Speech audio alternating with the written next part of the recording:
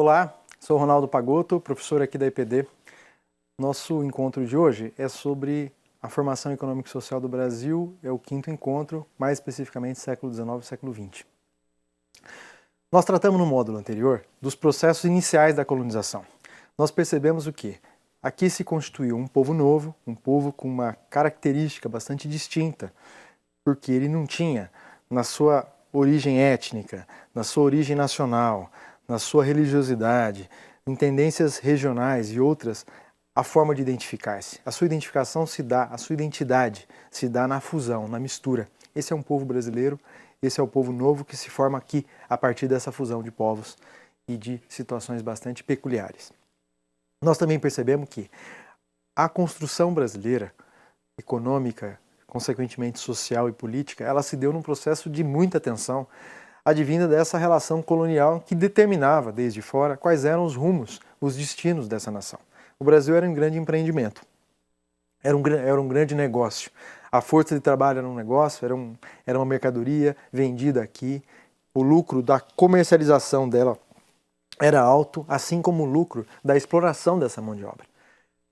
Vale lembrar que esse escravizado que chegava aqui, ele tinha uma quebra da sua identidade cultural, linguística, ele era misturado com povos de outras regiões da costa africana, justamente para que ele não tivesse a possibilidade de resistir, já que ele estava com pessoas da mesma região do mundo, da África, mas que falavam línguas diferentes, que não se entendiam. Isso ajudava muito no processo de dominação, de coerção. Segunda característica desse escravizado é que ele não conhecia esse território. Não era igual ao indígena, que uma forma de lutar era empreender fuga para o território de dentro, mato dentro. Esse africanizado que veio para cá, ele não tinha essa possibilidade, não conhecia esse território, não conhecia as pessoas, não falava a mesma língua. Isso ajudou a tornar o português a língua unificada. Isso ajudou a tornar o português não por uma imposição simplesmente, mas por uma condição específica dessa dominação exercida aqui. Uma dominação que iniciava-se pela repressão, pela dureza, pela forma de quebrar as resistências individuais. É dessa época que nós temos uma tradição brasileira de ter uma repressão preventiva. O escravizado, quando chegava aqui, desembarcava no porto de Salvador, ou no Rio de Janeiro, ou posteriormente em São Paulo, em Recife, muitos deles tomavam aquela chamada surra preventiva, justamente para quebrar a resistência, aqueles mais altivos, que olhavam nos olhos. Essa é a tradição desde então, da quebra e de impedir que esses setores mais populares olhem nos olhos. Então vem daí. Né? Então ele recebia uma surra pedagógica que para ele significava uma sinalização de que aqui não ia ter como resistir, mas para os outros mais importante, era uma demonstração de que vejam o que acontece com quem tem um pouquinho só de inclinação rebelde. Isso não limitou a rebeldia. Esses escravizados fizeram muita coisa aqui, muita luta, luta para voltar para a África, luta para se libertar da escravidão, luta para romper com esses traços de superexploração econômica, conformaram quilombos, conformaram regiões autônomas e militarmente protegidas, como o Quilombo de Palmares e outros mais. Então foi uma luta bastante intensa. Esse processo de formação e esse processo de empresa não se deu sem tensões e sem contradições. O século XIX, então, inicia-se com bastante mudança na conjuntura europeia, no que nós chamamos de conjuntura. Revoluções, um período de transformação profunda na economia, é o período de ascensão do capitalismo industrial. Vejam, nós tratamos disso na aula passada, retrasada. O capitalismo industrial ele não se baseia na exploração da mão de obra escrava, nem na relação servil. É obviamente que ele se faz uso de todas as formas de exploração anteriores, mas o centro da exploração do capitalismo é no assalariamento, é na compra da mão de obra, da não ter responsabilidade sobre esse trabalhador, porque ele vai receber um valor X para ele se manter, sobreviver e etc., para poder trocar esse trabalhador na medida que ele se desgasta. Então, são transformações importantes e que impactam nesse processo da colonização. Melhor dizendo, esse processo de mudança no capitalismo mundial, guiado pela Europa na época, resultou em mudanças também para cá. A forma de exploração de lá, ela reverbera no conjunto da sociedade e chegou aqui com muita força também. Por isso que as revoltas, e para a gente não ir muito longe, não falar só da Revolução Francesa, da Revolução Inglesa, nós temos aqui no nosso América a primeira grande revolução popular nesse período, que é a Revolução Haitiana. Vem lá de 1700, final do século 17, 18, e conclui-se em 1804. A Revolução Haitiana causou um verdadeiro temor nas classes dominantes da época, porque ela foi uma revolução causada por escravizados. Toussaint Louverture é o nome dele, a figura que é o grande guia desse processo, mas são muitos outros, e eles combateram os espanhóis e combateram também os franceses e os soldados de Napoleão. Então foi uma revolução que causou temor nessa classe dominante, que sentia necessidade e uma pressão grande. Associado a isso, aquelas revoltas que eu tinha dito no processo anterior, as revoltas populares, que eram revoltas de independência, autonomias regionais, revoltas contra o alto pagamento de impostos, revoltas contra a forma de organização unitária, da tentativa de autonomização, e revoltas contra a superexploração, porque a dose de imposto, de tributos, para manter a família real e para manter a colônia, que dependia muito para manter a metrópole, desculpa, que dependia muito da colônia, era cada vez maior, e essa dose foi causando maior estrangulamento. Esse processo na Europa encontra Portugal em crises. Essas crises portuguesas tornam Portugal usuário de crédito inglês e de outras fontes.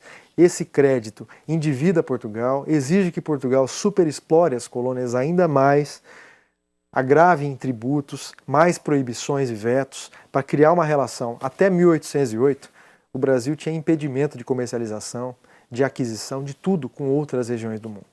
Era meramente uma extensão do território português para fins comerciais. Os direitos dos portugueses, as condições de vida nunca foram estendidas para cá, a não ser para uma pequena camada da população. Esse desenvolvimento gerou tensões, essas tensões se agravaram com a vinda da família real para cá, que transferiu o reino e a coroa para o Brasil por um período curto. A abertura dos portos veio no momento também de desenvolvimento econômico mundial, que impulsionou o processo de ampliar a educação pública, de criar os liceus, de tornar a educação não só restrita a filhos de nobres e homens, a algo mais amplo, a mulheres, a outros setores. A educação deixou de ser controlada e realizada só por setores da igreja, que eram os liceus, passou a ter escolas, colégios, né, de educação. Então, tudo isso foi gerando uma mudança cultural aqui nesse território. Mudança cultural, aliada a essa condição de uma colônia superexplorada e uma população que já vivia aqui há muito tempo, já tinha suas gerações, todas tinham se constituído aqui nesse território, gerou muita tensão entre a população local e os portugueses, entre os colonizados com a metrópole. Esse processo foi desaguando e gerou a independência brasileira, que foi uma transmissão dos títulos, né, da dívida brasileira, porque nesse período a exploração também ganha um conteúdo do endividamento externo. O Brasil passa nessa relação das trocas desiguais, em que ele passa a ter que comprar de Portugal produtos e exportar para Portugal, entre aspas. Ele exportava barato e importava caro, sempre gerava um déficit. Esse déficit é a causa do endividamento externo brasileiro, que tem esse período todo, passou pelo século XIX, passou pelo século XX e segue até hoje. Em pleno 2013, o Brasil ainda dedica 40% do seu orçamento público da União ao pagamento da dívida, que hoje é interna, mas é a mesma origem. É lá do século XIX, XVIII, XIX, XX. Muito bem, esse processo então de independência, de migração da família real de volta para Portugal a partir das condições europeias que deram uma melhorada, o Brasil passa a ter um desenvolvimento interno distinto na política. A tese do contrato social, do estabelecimento das relações, esse contrato social, a expressão maior dele é uma Constituição, que nada mais é do que esse grande contrato nacional entre todos, que organiza um território, que organiza um povo, que tem uma base de valores filosófica, cultural, de fundo. Aí inicia esse processo de constitucionalismo, que foi um arranjo para as tentativas de independência e autonomia das províncias, para a crise econômica advinda da superexploração colonial, das tensões dos setores internos, que já não eram divididos somente entre os detentores de terra e os escravizados, tinha outras áreas, como o comércio local, como outras formas de controle da terra, que não era só a exploração do trabalho escravo e etc. Esse processo, então, gera independência. Essa independência vai desenvolver aqui esse constitucionalismo, que inicialmente tem muita tensão, poder moderador, isso não dá para entrar aqui, mas tem muito processo, nos slides tem algumas informações, só para indicar alguns caminhos de estudo para você fazer mais solitariamente ou em conjunto, enfim. Vejam que esse processo demonstra que as mudanças na economia, as mudanças externas, como no caso da Europa, o medo de revoltas populares, as revoltas locais que se avolumavam e etc., foi obrigando a rearranjos aqui dentro. Nesse período, uma classe dominante local, dissociada da exploração da colônia, da metrópole, se desenvolve, ganha força, são os liberais influenciados pelo liberalismo econômico, são correntes distintas que pedem maior autonomia para a colônia, dentro da colônia, maior autonomia para os entes federados, para as províncias, para os estados. Então tudo isso perfaz um pensamento que influencia muito na formação política do século XIX. Primeiros 50 anos do século XIX é de muita tensão.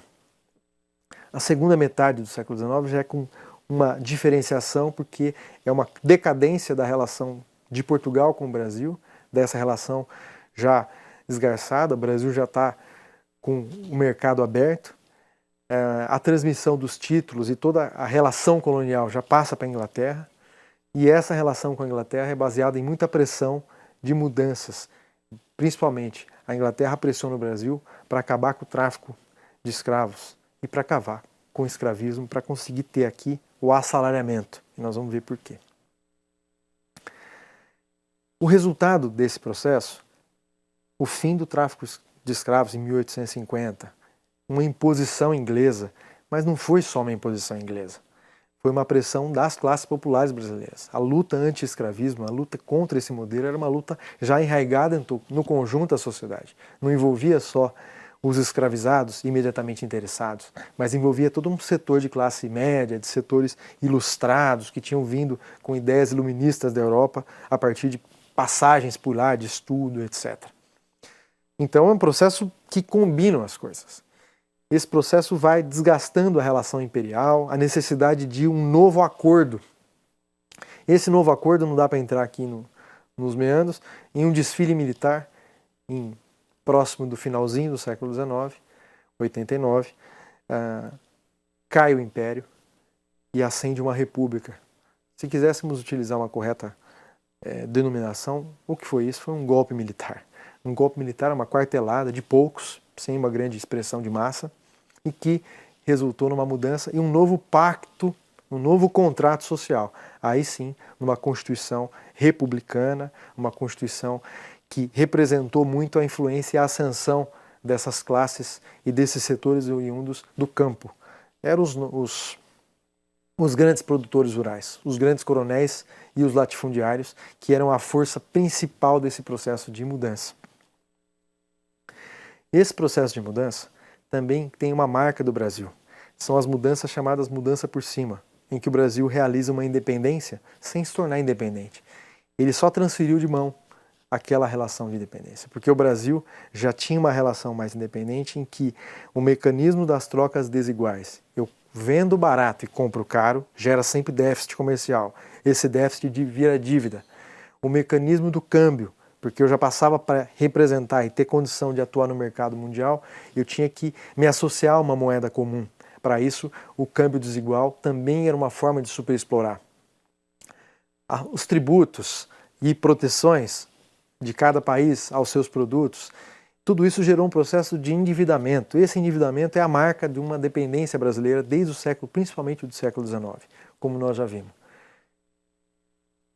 Esse processo, então, de independência na forma, mas com um conteúdo bastante dependente, essa república, que na forma é uma mudança profunda, mas no seu conteúdo é uma transmissão de poder, saindo daquelas classes nobres, daquela aristocracia absolutista, para as mãos da grande elite econômica nacional, que não tinha origem na nobreza, que não tinha vínculos com a família real, que não tinha interesse nesse Estado absolutista. Então são mudanças que nós chamamos mudança por cima, que não leva consigo seus conteúdos de fundo, seus conteúdos materiais reais. Isso tudo marca um primeiro período do século XX, esse período de ascensão, mas isso vale destacar.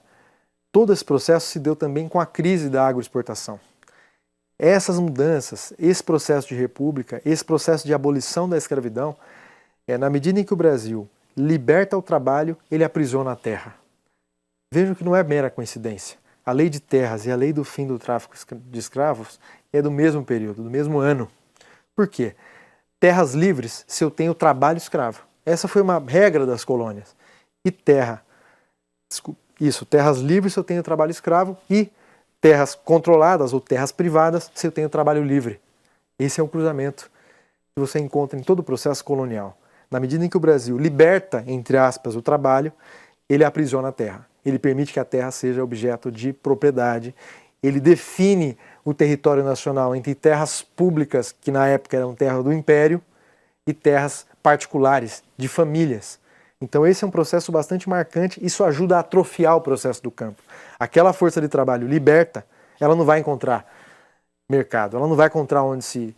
Porque também esse processo se encontra com a classe dominante brasileira bastante discriminatória, que vai buscar a força de trabalho na Europa para preencher as suas necessidades e renega aqueles escravizados, já libertos, o destino da sorte, o destino da aventura, o destino da sobrevivência a qualquer custo. É desse processo que se origina Canudos, é desse processo que se origina Contestado, 20 anos, 15 anos depois, é desse processo que várias revoltas populares, que no período anterior tinham características de autonomia das regiões, dos estados, tinham característica de combate à superexploração da metrópole via impostos, como foi a Inconfidência e outros mais, agora já passa a ter um conteúdo diferente, um conteúdo moderno, entre aspas, que é a disputa pela terra. São revoltas que o foco da revolta é a luta pela terra, é a luta pela sobrevivência, é a luta por esse meio de produção essencial para a vida. Na época, como até hoje, concentrado na mão de poucos. Concentrado e na época como mero produto da especulação. Mais uma mercadoria que se tem em estoque. Ao invés de ter ouro guardado, dinheiro no banco, você tinha terra. Valorizava da mesma forma e era uma forma de manter a sua condição. Esse processo, começo do século XX, também é combinado com uma forte urbanização, uma migração europeia. Essa migração europeia vem com ideias, vem com formas de organização do trabalho, com formas de luta distinta, e isso impacta bastante aqui. Não é à toa que esses imigrantes trouxeram consigo as ideias anarquistas, as ideias socialistas, ideias de revoltas com conteúdo social mais claro, com conteúdo social que apontava para um futuro, para o conjunto da sociedade. Isso marca esse primeiras décadas do século. Combinado a isso, nós temos a Guerra Mundial, que exige que o Brasil se volte para dentro.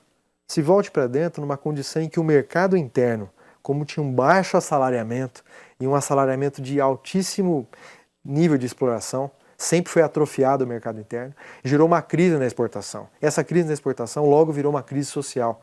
E logo, isso nós aprendemos na história, mas é importante sempre reafirmar, crise econômica, se tornando crise social, ela automaticamente se resulta em uma crise política de instabilidade, que durou da primeira década do século, mas se agravou no século 1920 e se intensificou de uma forma abrupta na década de 30. Vejam que a guerra gerou uma crise porque os mercados foram ameaçados nesse conflito. O Brasil se fechou por uma questão militar. Embora a guerra necessitasse dos produtos que o Brasil exportava, a questão militar obrigou o Brasil a se voltar um pouco para dentro. Agora, a crise de 29, que é a verdadeira grande crise desse capitalismo, aí sim gerou uma queda brusca no consumo daquilo que o Brasil fornecia. A queima de café pelo Getúlio, logo em seguida, que é simbólico e todo mundo lembra, é parte desse processo. Eu preciso queimar mercadoria, porque se eu tenho mercadorias e reduzo o consumo, o desejo dessa mercadoria, a demanda, eu reduzo o preço dela. E se eu reduzo o preço, eu começo a ter uma relação em cascata em que isso pode quebrar um setor do mercado. Por isso que foi preciso essas medidas estatais de quebra, de compra pelo Estado de enormes volumes de produtos, como feijão, como café principalmente, porque o mercado mundial não mais conseguia. Nesses períodos de crise externa, o Brasil foi obrigado a voltar-se para dentro. Não é mera coincidência que nesses produtos de crise externa, a nossa vocação agroexportadora se vê obrigada a encontrar um novo rumo para esse processo. Não é mera coincidência que nesses períodos de crise externa que o Brasil busca desenvolver a sua economia local. No século XX no Brasil, dois grandes dilemas se colocaram permanentemente. Um dilema já baseado em leituras de economistas já do século XX, principalmente da metade do século 30, de 30 para frente, que destacavam a necessidade dos países desenvolverem a sua vocação, assim eles chamavam, como se você tratasse de uma pessoa que tem uma vocação para desenho, para arte, para exatas, para médicas e para humanas. Era esse o debate, que esse país tinha que encontrar a sua vocação. E encontrando-a, ele tinha que desenvolver essa vocação. E um outro setor, que naquela época era majoritário, dizia que o país ele tem que ter uma capacidade de se autoprover daquilo que é essencial. Não se autoprover de tudo. Não é um nacionalismo xenófobo. É um nacionalismo que entende que a soberania nacional passa pela soberania alimentar, pela soberania em várias áreas. Que essa relação de dependência de tudo externa pode causar problemas e a gente sabe que a história do Brasil é rica nesses problemas. Esse debate entre esse Brasil com a vocação, e qual era a vocação brasileira? Não preciso aqui adentrar muito nisso, que a vocação brasileira sempre foi tratada como uma vocação agroexportadora. Aqueles países, a Inglaterra, o próprio Estados Unidos aqui, outros países da Europa Central, realizaram um processo de conversão da sua produção agrícola em uma produção agrícola para uma indústria nacional, voltada para as demandas locais. Esse voltado para as demandas locais exigiu o assalariamento, porque se é demanda local, eu preciso ter mercado interno. Para ter mercado interno, eu preciso ter gente com capacidade de consumo, com renda. Para ter renda, eu preciso ter uma relação de trabalho que seja monetária e não seja servil e não seja escrava, porque essas relações não desenvolvem o mercado interno. Esse processo todo, realizado no centro da economia mundial, quando vai se aplicar para os trópicos, esses mesmos países orientam de forma distinta. Orientam que não mais devem seguir aquele caminho do desenvolvimento industrial, como uma forma de ganhar soberania nacional, porque tem soberania alimentar, tem soberania, contém o endividamento, porque esses países se valem da troca desigual. Eu compro matéria-prima barata e exporto produtos manufaturados ou industrializados, principalmente no século XX, 19 e 20, já são produtos altamente industrializados, e nesse processo eles sempre lucram. Isso não é uma hipocrisia, isso não é uma simples ideia falsa. A importância desse processo é porque, naquelas formas tradicionais de exploração colonial, vai ganhar um novo conteúdo a partir do século XVIII, mas principalmente século XIX e XX, que é a divisão internacional do trabalho. Aquela divisão social do trabalho entre quem é dono do meio de produção, quem tem que vender sua força de trabalho, dos que vendem sua força de trabalho, quem tem o trabalho intelectual, trabalho manual, dentre esses o trabalho manual é menos remunerado e tudo isso, isso é o embrião para um processo que vai se converter na divisão internacional do trabalho. Essa divisão vai colocar o seguinte: os países têm vocação e têm que desenvolver essa vocação. Os países agroexportadores são celeiros do mundo, fornecedores de carne, etc. Eles têm que acentuar e aprimorar essa sua característica, desprezando tudo o que fizeram, tudo o que construíram. Esse processo vai gerar uma formação econômica e social que no Brasil esse debate sempre se deu no século XX. Na década de 30, aquela revolução conduzida por Vargas é uma revolução de um setor que quer romper com o agroexportador. Romper por quê? Por que eles ascenderam? Porque é o período em que o agroexportador está em crise. E se o agroexportador está em crise, é como eu disse há pouco, ele resulta numa crise social, queda do nível de emprego, queda na capacidade de consumo, e se tem crise social, tem crise política. E a crise política não vai ser resolvida. Tem um presidente de uma província mineira chamado Antônio Carlos, que na verdade é um governador, que ele dizia: façamos a revolução antes que o povo as faça na rua. a faça na rua. Foi isso que fez em 1930. 30 simboliza a ascensão de uma classe dominante dirigida para o setor industrial. É nesse período de 30, não contém as revoltas populares, é aí a tentativa de insurreição popular em 35, uma série de revoltas, mas esse processo marca a ruptura do Brasil da República Velha com esse Brasil modernizado, esse Brasil já do assalariamento, esse Brasil indicando a urbanização, esse Brasil que vai iniciar um projeto nacional distinto. Esse projeto nacional, conduzido por Vargas, ele vai ser conhecido na economia como projeto de industrialização dependente, ou substituição de da importação. O Brasil exportava mercadorias primárias, mas importava essas mercadorias primárias transformadas a partir de um processo industrial.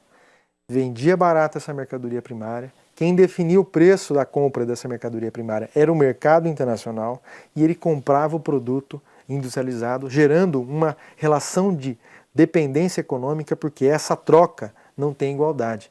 É essa o segredo e o centro do mecanismo das trocas desiguais. Isso resulta no quê? No endividamento eterno do nosso processo.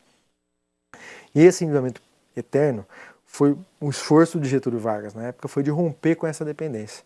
Esse processo de industrialização por substituição de importações visava substituir aquilo que o Brasil dependia de mais básico, de conformar uma indústria de base, uma indústria de transformação, uma indústria de produção de bens de consumo de longa duração, de curta duração. Então esse foi um processo bastante intenso. É aí que surgem as grandes indústrias conduzidas e impulsionadas pelo Estado. Notem que essa também é uma característica. Todo o processo de industrialização na Europa, nos Estados Unidos e no mundo como um todo, ele teve como agente indutor desse processo o Estado. Porque o Estado é o detentor da poupança nacional, é o detentor da poupança como um todo, vindo dos impostos, vindo de uma série de fontes. E ele, com essa poupança nacional, ele investe a longo prazo. Ele consegue investir em necessidades não imediatas daquele setor industrial, daquele setor do mercado. Ele consegue investir a longo prazo. Todo esse processo foi conduzido e impulsionado pelo Estado. No Brasil também. CSN, Petrobras, uma série de sistema Eletrobras, sistema de fornecimento de petróleo, de distribuição do petróleo, de refino, tudo isso foi um processo que iniciou nessa época. O sistema de produção em larga escala de energia elétrica para abastecer as transformações, a integração da infraestrutura, tudo isso foi capitaneado pelo Estado, nos mesmos moldes que aconteceu na Europa. Só que esse processo também tem suas crises. O século XX também é marcado por essas crises. Esse processo tem uma dependência grande do Estado. Esse processo tem uma dependência do Estado, um Estado que ainda é explorado desde fora. Explorado no mecanismo do câmbio, das trocas desiguais e etc. E nós já falamos aqui, por isso que eu não vou adentrar. Que vocês, na área do aluno, nós vamos ter algumas informações para que você possa adentrar, aprofundar, estudar melhor isso mais a miúde, porque essa aula é um pouco mais para relembrar e colocar algumas ideias sobre esse processo. Então, nisso, o Brasil sai do campo, se urbaniza, mas você se lembra, eu acabei de dizer que o Brasil tem uma tradição. Ele faz as mudanças por cima, sem conteúdo. Isso aconteceu também. Ele faz uma revolução em 30 e ele não enfrenta o principal problema da época. O principal problema em 1930 não era o fato de ser agroexportador, é a necessidade de ter um mercado interno, uma capacidade de absorver a mão de obra, aqui abundante, um nível de desemprego bastante alto. Qual era a solução que as nossas referências tinham realizado já? Reforma agrária, reformas estruturais. O Brasil faz uma revolução aqui sem conteúdo econômico profundo. Ele transmitiu o poder das classes oligárquicas e latifundiárias para os novos industriais, para aquele setor que gostaria de se aventurar no que havia de mais moderno. Deixou para trás, então, lições e reformas que são absolutamente dentro dos níveis e patamares do capitalismo industrial. Nesse sentido, o Brasil vai jogando suas contradições para frente, colocando por debaixo do tapete problemas gravíssimos da nossa sociedade, e isso é uma marca, é um traço sina da nossa realidade brasileira. Ele projeta para o futuro, empurra para o futuro problemas históricos, e isso aconteceu quando ele vai abolir a escravidão, quando ele vai fazer a república sem enfrentar os grandes problemas, quando o Brasil acontece uma revolução em 1930, um processo de mudança posterior, tudo isso sem enfrentar os graves e grandes e estruturais problemas da nossa sociedade. São características da nossa formação econômica e social, são características que não conseguiram romper com essa dependência externa.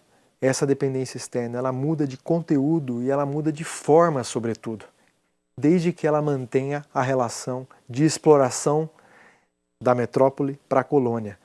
Essa relação de exploração não precisa ser direta, como era no período colonial.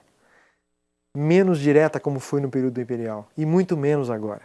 Ela precisa de mais liberdade de atuação das suas empresas e tudo isso, esses mecanismos de continuidade da relação colonial, ou o neocolonialismo, os grandes dilemas que o Brasil enfrenta, em uma forma de síntese, e as questões mais contemporâneas do século XX, é o que nós vamos ver no último encontro, que é a nossa próxima aula.